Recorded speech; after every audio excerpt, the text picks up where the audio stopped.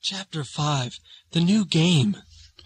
We all started out for the fishing hole upstream, swimming quietly and slowly, me leading the way. I sure hope that this works, I said to myself as I swam. I didn't want any of the fellas to doubt that my plan would work, so I took on sort of a swaggering attitude to show my self-confidence. I put a sneering, lopsided grin on my face and tried to appear casual and non-caring. They followed me silently. I knew that they wanted to ask questions, but I was the leader, so they just tagged along. It wasn't difficult to swim against the current of our small stream, but why hurry, I reasoned. This air of suspense was almost as exciting as the action would be. When we arrived at the fishing hole, I gave the fellas a nod that was to tell them to stay put, and they did, drawing up in a half circle. I nodded again at the lines that hung limply in the water, telling us that at the other end of each was a fisherman. It was always a puzzle to me why they chose to do it this way. If they put such stock in catching a fish, why didn't they just jump in and get one like the otter or the kingfisher did? I knew that what I was about to attempt was a bit risky. I had been around enough to know that those hanging lines were dangerous.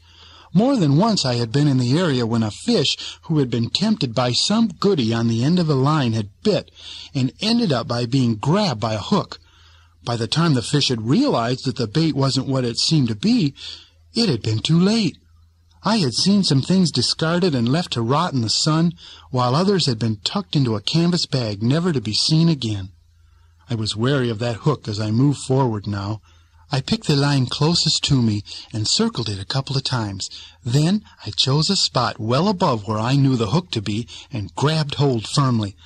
When I had the line securely in my mouth, I moved forward with a lurch, and the whole line jerked furiously. It worked better than I even dared to hope. With the jerking of the line, we heard shouts and movement above us. What a commotion there was! I got one! It's a big fella. It'll really be a panful. I jerked harder. I braced myself with the help of a broken, twisted branch that lay wedged in the rocks at the bottom of the pool and jerked again. Gonna need some help. Don't want this one to get away. I gave another good jerk and was rewarded with shouts and scrapping. Then I opened my mouth and let the line go. You should have heard those men then. My releasing the line got even more action than my pulling on it had. The fellas were almost bursting with the fun of it. I knew that I had really made it big in their eyes this time. That was a good one, Pogo. Can one of us give it a try? Sure, give it a try. We ought to be up top to see the action. You all go up top, and I'll give it a tug. One at a time. You'll make too much noise if you all go together.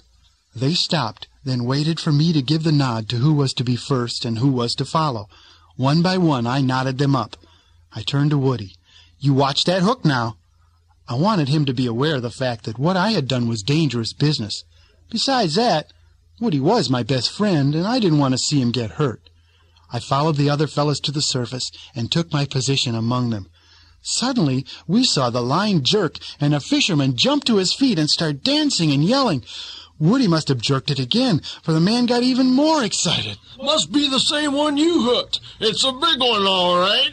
Give me room. Must be mine, all right. I guess he belongs to whoever lands him. Woody gave one more good jerk.